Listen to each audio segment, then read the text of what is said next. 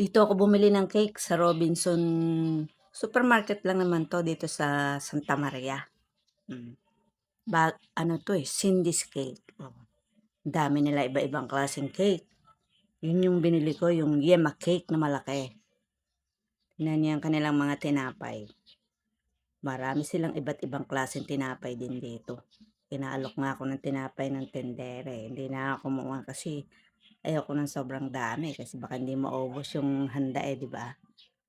Alam niyo naman yung mga pagkain na expiration yan.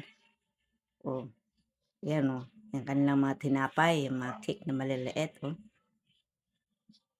Sarap naman yung cake nila kasi nakain ko na yun, eh.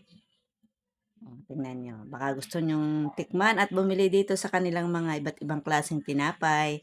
O, punta kayo dito sa Santa Maria. Bagong supermarket dito na Robinson. Ayan, oh.